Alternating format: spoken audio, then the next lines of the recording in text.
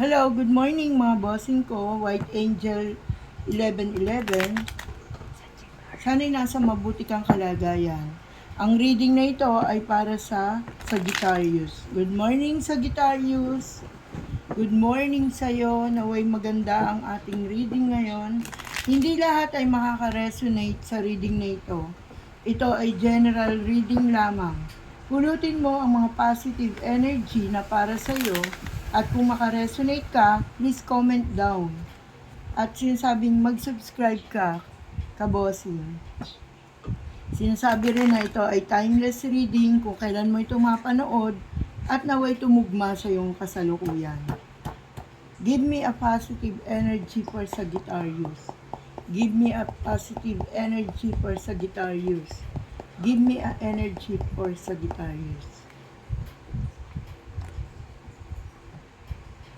May lumalabas na agad. Hinati pa lang. May mensahe agad para sa Sagittarius.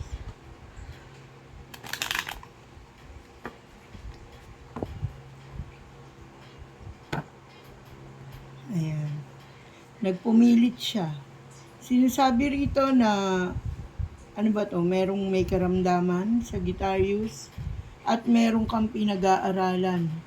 Ang pinag-aaralan ito ay tungkol ba ito sa iyong career? Sino man itong may karamdaman ay ipanalangin na gumaling. Sinasabi rito na marami kang nakakasalamuha sa buhay. Sinasabi rito na lumalago ang iyong pagkakakilanlan o sinasabing lumalago ang iyong pagkatao. Ano ba ito? Nakasali ka ba sa mga social media or active ka ba sa mga social media na sinasabing sa Facebook, sa YouTube? Sinasabi rito Sagittarius na merong hindi kagandahan o may parating na negatibong balita para sa iyo. Sinasabi rin dito na dadanas ka raw ng kalungkutan. 'Di ba? Ano bang klaseng kalungkutan ito? Malungkot ka ba dahil nag-iisa ka? May hinahanap ka sa buhay?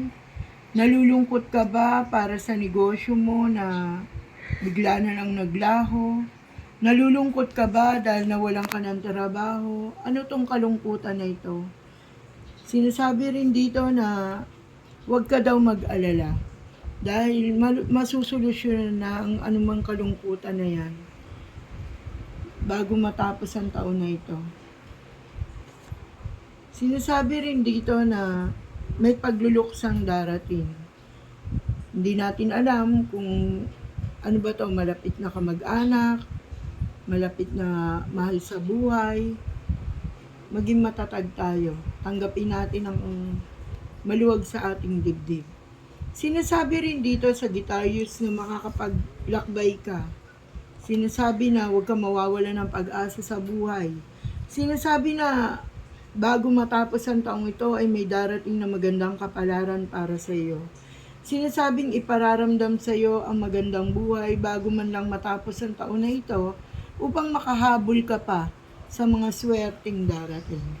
Sinasabi rito na tapat sa iyo ang iyong minamahal at wala kang dapat alalahanin. Yan ay mga isip mo lamang, tinatawag na hinala mo lamang, pagsiselos mo lamang. Sagittarius, masyado kang selosa. Yan ang kabuuan ng iyong pagkatao. Sinasabi na ang iyong isipan ay nagpo-positibo sa mga taong nasa paligid sa iyo dahil masyado kang selosa. Kahit sa kaibigan, 'di ba? Kahit sa, lalo na sa minamahal. Pakiramdam mo, hindi ka mahalaga kapag hindi ka pinansin agad-agad. Sinasabi na totoong may darating na magandang kapalaran para sa iyo. At ang lahat ng mga negatibo na naunang nabanggit ay maglalaho. Amen. At sinasabi rin dito na mapapayapa ka sa iyong buhay. Sinasabi rin dito na marami kang pagkakamaling nagawa, marami kang itatama, lalo-lalo na sa mga mahal mo sa buhay. Ano ba ito? Meron ka bang nakatampuhan o meron kang kasamaan ng loob na mismo nasa loob ng pamilya mo, Sagittarius? Ano ba ito? Nanay ba to?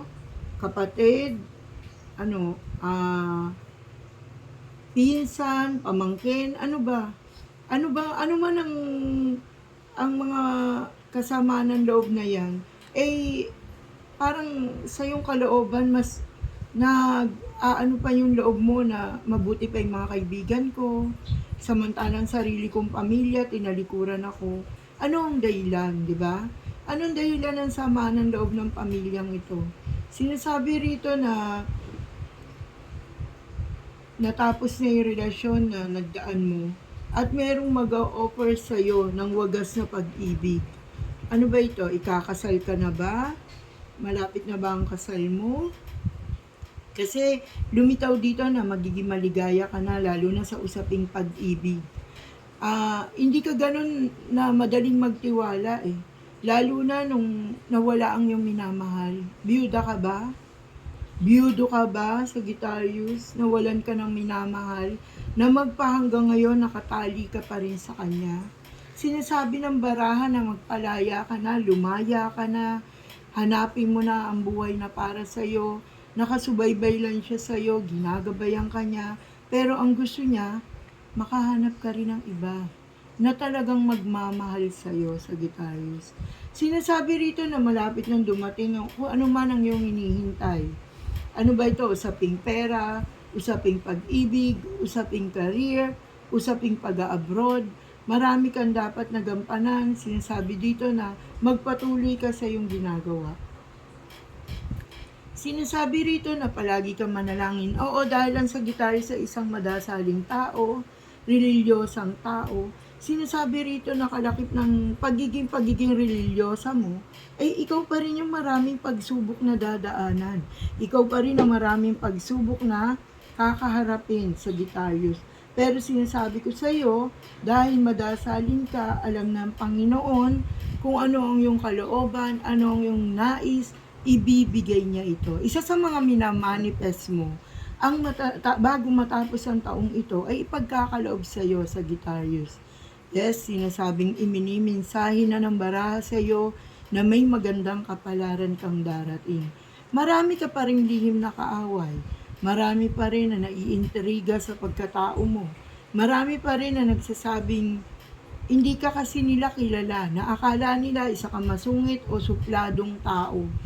Sinasabi rito na maraming mahihirap na lumalapit sa iyo, maraming taong humihingi ng tulong sa iyo, dahil ang Sagittarius ay may kababaang loob, patuloy siya nag-aabot ng tulong nang abot sa kanyang makakaya.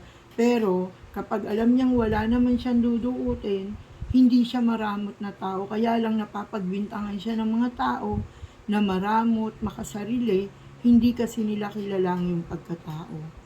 Sinasabi rito na palagi kang pinakikinggan ni Universe sa lahat ng yung idinadaing. Akala mo hindi ka pinakikinggan ng Diyos kapag ikaw yung nananalangin. No, sinasabi dito na palagi siya nakikinig sa'yo, lagi siya nakasubaybay sa'yo, lagi kanyang pinapatnubayan, at sinasabi na lihim kanyang binabantayan, lalong-lalo na kapag umiiyak ka na. Alam ng universe, alam ng divine mercy, alam ng Panginoon Diyos kung gaano kabigat ang nararamdaman mo ngayon, Sagittarius. Sinasabi niya na nandito lang siya, nakikinig sa'yo, at kung ano man ang hinihingi mo, matuto tayong maghintay. Sabi nga, wala naman daw instant di ba? Walang instant, kahit nga yung coffee at saka yung mga noodles. Pag nilagyan mo na mainit na tubig yan, hindi ba maghihintay ka pa rin? So, walang instant. Hindi totoo yun. Kaya pag tumataya ka ng loto, hindi instant natatama ka na ngayon. Sinasabi na ang lahat ng nanalo sa loto ay tumaya ng napakaraming halaga. Natalo ng malaking halaga bago nila nakamit yun din yung hinahangad nilang tama. Yung tinatawag na nanalo. Ganon din ang buhay natin, Sagittarius.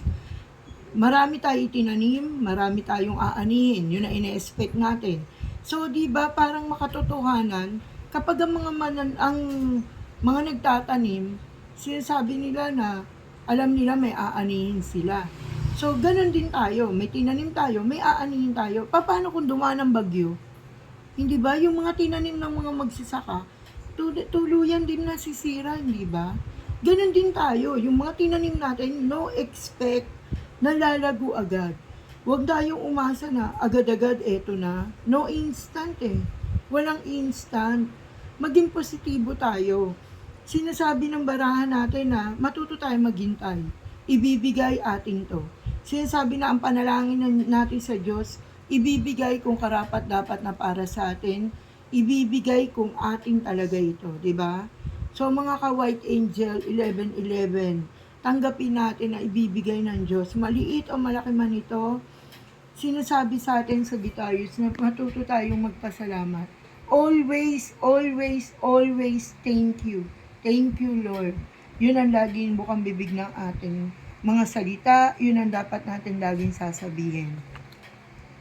At sinasabi na napakagandang mensahe para sa iyo, Sagittarius. At ang kabuuan ng iyong card, ang kasagutan ng lahat ng iyong problema ay pera. Parating na ito.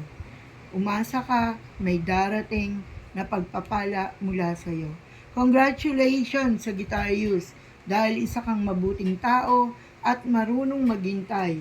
Sinasabi ko uli, walang instant. Bye-bye!